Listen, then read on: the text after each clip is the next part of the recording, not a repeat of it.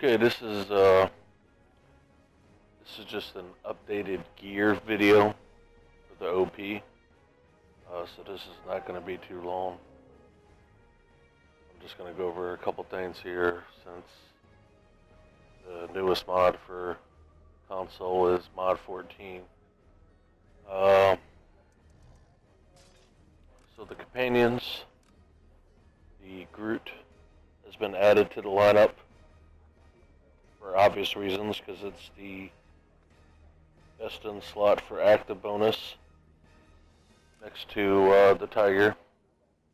Tiger is still summoned, obviously. Still got a couple options for companions. You could use Raptor if your whole party's got it. You could do a Batari rump for boss fights because it's a 5%. That's still pretty good. You could still run Fire Archon if you wish, but I am currently just running my Siege Master, Groot, Tiger, Earth, and Air. I haven't started the campaign yet on this guy because I'm running multiple characters through here, but you basically got, in my opinion, two choices for the first three. You either do increased damage versus undead, or you take the hit points. If you want to be more power share, obviously you take the hit points. Me personally, I'm going to take increased damage versus undead. For the final boon pick, I'm going to take Righteous Sacrifice. Just because it doesn't have a cooldown. And from what I understand, the power you get does power share. So that's going to be my boon picks for that. Now as far as gear goes, next mod, mod 15, Mastercraft weapons and rings and all that stuff that's out now, and all the previous stuff is getting a item level boost. So that means more stats. So I am going to be swapping my Soulmonger neck and belt for a beaded sash and a Fane neck piece, because the increase in power that I'm going to get from that is just going to be more power share.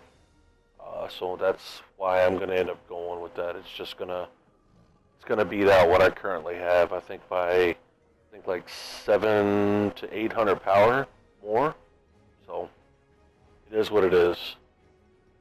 Still don't have a Grave Striker 5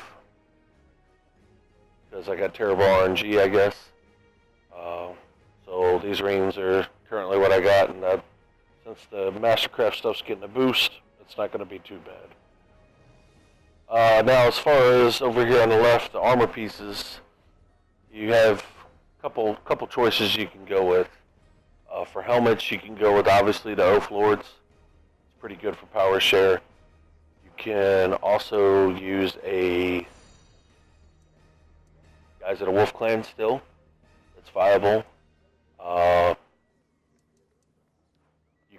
You could even use the Rex Corona, and another new piece that got released was the Decaying Habit. Decaying Habit would be overall best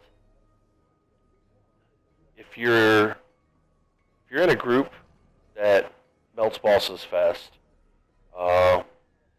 Decaying Habit may be the best in slot choice for you.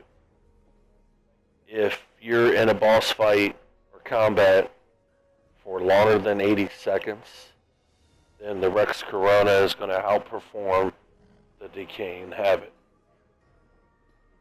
If you don't like fooling around with dynamic stats, then I recommend just going with Oath Lords for overall performance. But it's entirely up to you. Chest piece, I took the Oath Lord's War Chest. You could look at some other options. I know some people went with the Mastercraft chest. I don't like it. It's got stats that I don't want.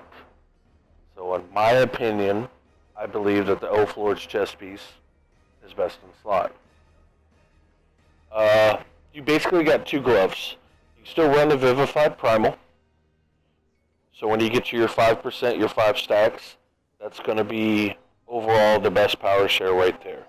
Now, there's another set of gloves called the Executioner gloves, which are like 3,200 and some change power. Now, if you're belting bosses really, really fast, like one phase bosses, you could get away with running those. And they would outperform the Primal gloves because if you kill the stuff before you get 5 stacks on the Primal gloves, the Executioner gloves outbeat those.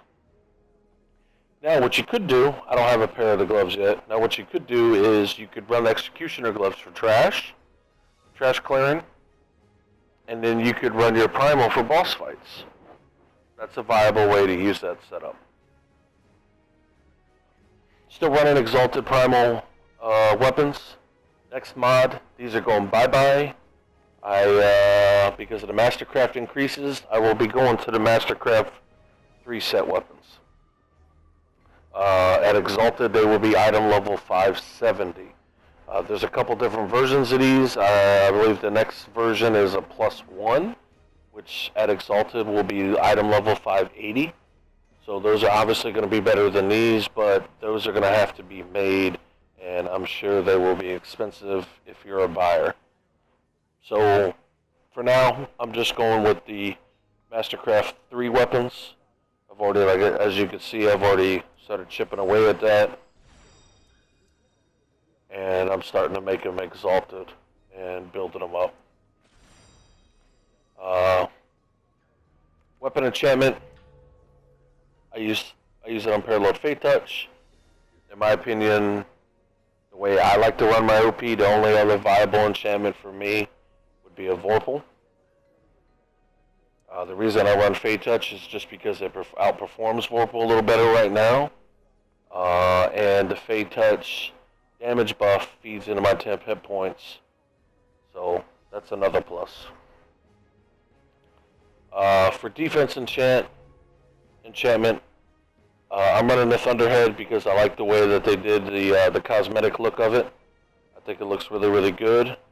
So I'm still running the Thunderhead. A couple other options you could run. You could run a Soulforge. You could run a Elven Battle, which I do have an unparalleled Elven Battle, it's just on another character, which sometimes I do run that. Just depends on what you're doing and what you prefer. For boots, you got a couple different options here. I went with the O-Flords Resto. They are not overall best in slot for power share. So that's something you got to figure out on your own if you want to go that route or not. I went with these because of the extra recovery. The overall best in slot ones are going to be the Lycan boots of the pack, which is going to give you 1,500 recovery. Basically, should be full time. So I lose a little less than 400 power by going with the O-Flords. But I like the equip bonus better.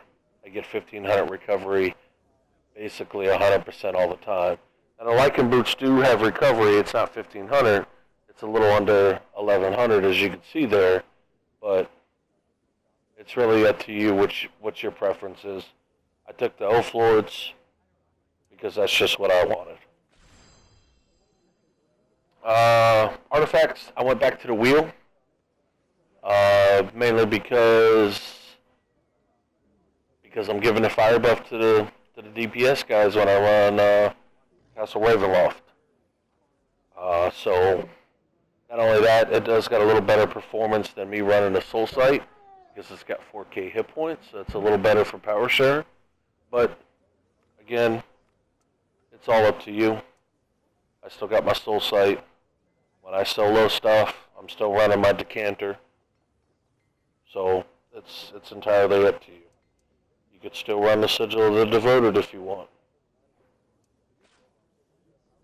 That's pretty much it. Nothing else has really changed other than I finally finished off and I'm running all all rank 14s offense and defense. My utilities are just 13s, and I'm not making them any higher than that.